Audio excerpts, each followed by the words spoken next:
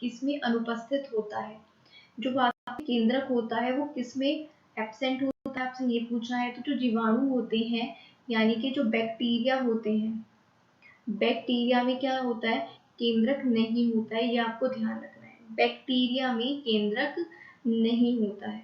Alright, next point क्या है हमारे पास, भोजन की विषाक्तता उत्पन्न होती है किसके कारण, भोजन पॉइजनस हो जाता है, विषाक्त हो जाता है तो किसके प्रेजेंस से, तो क्लोस्ट्रीडियम बोटुलिनम के द्वारा। अगर भोजन में क्लोस्ट्रीडियम बोटुलिनम प्रेजेंट है तो भोजन क्या हो जाएगा, पॉइजनस हो जाएगा, विषाक्त हो जाएगा। नेक्स्ट पॉइंट क्या है, नाइट्रोजन के स्थिरीकरण में कौन सी फसल सहायक होती है, तो नाइट्रोजन स्थिरीकरण जिसको क्या कहा जाता है, नाइट्रोजन फिक्सेशन कहा जाता है। नाइट्रोजन फिक्सेशन में आपसे पूछा है यहाँ पर कि कौन सी फसल सहायक होती है, अगर हमने क्या करना है, नाइट्रोजन का फिक्सेशन करना है, तो जो फली होती है, बीन्स जिनको कहा जाता है, उसकी फसल इसमें हेल्प करती है। नाइट्रोजन स्थिरीकरण में कौन हेल्प करती है, बीन्स। नाइट्रोजन स्थिरीकरण जो होता है, नाइट्रोजन फिक्सेशन, ये दो तरह से हो सकता है, या तो नाइट्रेट के तौर पर, नाइट्रेट के रूप में, या फिर नाइट्राइट के रूप में। ठीक है, नाइट्रोजन फिक्सेशन दो तरह से होता है, नाइट्रेट के रूप में और नाइट्राइट के रूप में, ये दोनों भी आप ध्यान रखना, ये भी पूछा जाता है एग्जाम में। नेक्स्ट पॉइंट क्या है, निम्नलिखित में से कौन सी बीमारी जीवाणुओं के द्वारा होती है, यानी कि बैक्टीरिया से होती है। कौन सी बीमारी बैक्टीरिया से होती है, तो जो कुष्ठ होता है, लेप्रोसी जिसको कहा जाता है, वो किसके कारण होती है, जीवाणु से होती है। जो कुष्ठ यानी कि लेप्रोसी है वो किसके कारण होती है, बैक्टीरिया के कारण होती है। नेक्स्ट पॉइंट है हमारे पास, सूक्ष्म जीवाणुओं युक्त पदार्थ का शीतीकरण एक प्रक्रिया होती है जिसका काम क्या होता है। तो सूक्ष्म जीवाणु यानी कि जो स्मॉल बैक्टीरिया है वो उसमें प्रेजेंट होते हैं, तो उसका क्या किया जाता है, शीतीकरण किया जाता है। तो वो क्या होता है शीतीकरण में, तो जीवाणुओं को निष्क्रिय करना। शीतीकरण द्वारा जो बैक्टीरिया है, बैक्टीरिया को क्या किया जाता है, निष्क्रिय किया जाता है। ठीक है, ये आपको ध्यान रखना है। नेक्स्ट पॉइंट हमारे पास है, दूध के दही के रूप में जमने का कारण क्या है। हमारे पास क्या है, मिल्क है, और उसका क्या हमने बनाना है, कर्ड। तो वो उसका क्या कारण होता है, उसका कारण होता है लैक्टोबैसिलस। लैक्टोबैसिलस के द्वारा ही जो दूध है वो दही में कन्वर्ट होता है। ठीक है, नेक्स्ट पॉइंट की बात करते हैं, वृक्षों की छालों पर उगने वाले कवकों को क्या कहते हैं। वृक्षों की छालों पर जो फंगस उगते हैं, प्रेजेंट होते हैं, उनको क्या कहते हैं, तो उनको कहा जाता है कार्टिकोल्स। ठीक है, वृक्षों की छालों पर जो कवक उत्पन्न होते हैं, उगते हैं, उनको कहा जाता है कार्टिकोल्स। नेक्स्ट पॉइंट की बात करते हैं, निम्नलिखित में से कौन खुजली के रोग इसके बीज का कारण होता है। क्या वो वायरस है, क्या वो बैक्टीरिया है, क्या वो फंगस है, आपसे पूछा जाएगा। तो खुजली का कोई भी रोग आपको दिया हो, खुजली का कोई भी रोग दिया हो, यहाँ पर क्या दिया हुआ है, इसके बीज, वो किसके कारण होता है, कवक के कारण होता है। खुजली, दाद, खाज, ये हमेशा किसके कारण होती है, कवक यानी कि फंगस के कारण होती है।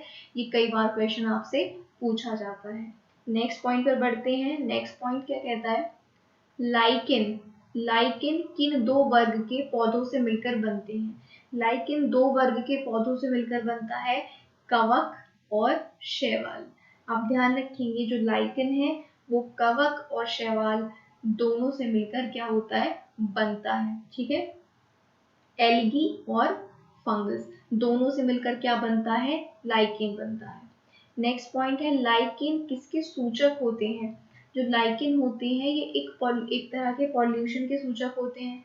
तो वो कौन सा पॉल्यूशन है, कौन सा प्रदूषण है, तो वायु प्रदूषण। कई बार आप कंफ्यूज हो जाते हैं इसमें जल या वायु, तो आपको ध्यान रखना है जो एयर पोल्यूशन होता है यानी कि वायु प्रदूषण, उसको रिप्रेजेंट उसके सूचक होते हैं कौन, लाइकेन, एयर पोल्यूशन की।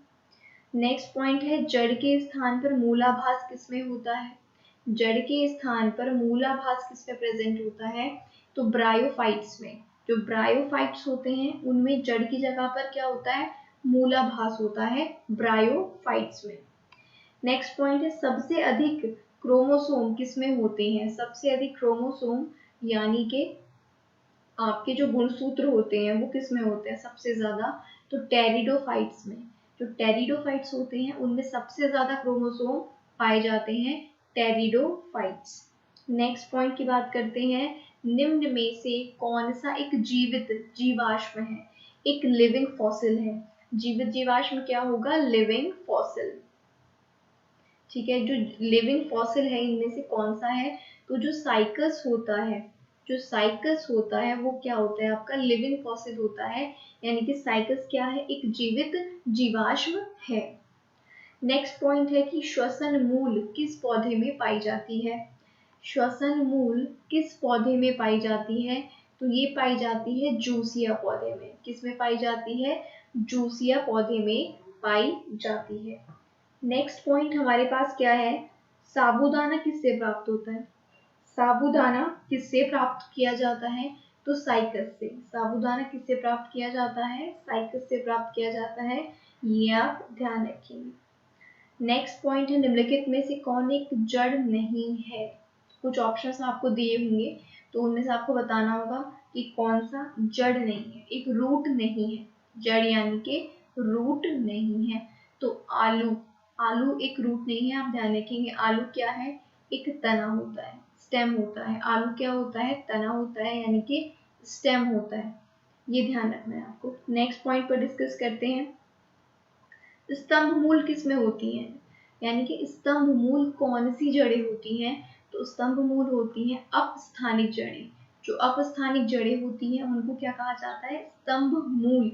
जो अपस्थानिक जड़ें हैं वो स्तंभ मूल जड़ें होती हैं। नेक्स्ट कहता है, जड़ें किस भाग से विकसित होती हैं? जो जड़ें हैं वो भी किसी भाग से विकसित होती हैं, डेवलप होती हैं। तो जो जड़ें हैं वो मूलांकुर से विकसित होती हैं। जड़ें किससे विकसित होती हैं? मूलांकुर से। जो मूलों के अंकुर होते हैं उनसे जड़ें विकसित होती हैं। नेक्स्ट क्वेश्चन आपसे पूछा है कि गाजर क्या है? जड़ है, तना है, फूल है, पत्ती है, क्या है? तो गाजर क्या होती है? गाजर होती है एक जड़। जिस प्रकार से हमने आलू देखा, आलू क्या था हमारे पास? आलू एक तना है, एक स्टेम है, ठीक है। उसी प्रकार गाजर क्या होती है? एक जड़ होती है, रूट होती है। नेक्स्ट पॉइंट कहता है कि हल्दी के पौधे का खाने योग्य हिस्सा कौन सा होता है? हल्दी का हम कौन सा भाग खाते हैं? इसी तरह का क्वेश्चन आपसे बहुत सी सब्जियों में पूछा जा सकता है कि उसका हम कौन सा भाग खाते हैं। तो आपको ध्यान रखना है कि हल्दी का हम खाते हैं प्रकंद। हल्दी का जो भाग खाने योग्य है, हल्दी का जो भाग खाने योग्य है उसको क्या कहा जाता है? प्रकंद। ये क्वेश्चंस पूछे जाते हैं एग्जाम्स में, पूछे भी गए हैं, तो ये इंपॉर्टेंट है, इनको आपको ध्यान से पढ़ना है। तो हल्दी के पौधे का खाने योग्य भाग क्या कहलाता है? प्रकंद कहलाता है। सो गाइस, ये आज के थे 20 क्वेश्चंस। आई होप आपको अच्छे लगे होंगे, और अच्छे लगे हैं तो लाइक करके जरूर बताएं कि क्वेश्चंस आपको अच्छे लगे हैं। अपने फ्रेंड्स के साथ वीडियो को शेयर जरूर कर दिया करें, ठीक है। और चैनल पर सब्सक्राइब जरूर कर लें अगर अभी तक नहीं किया।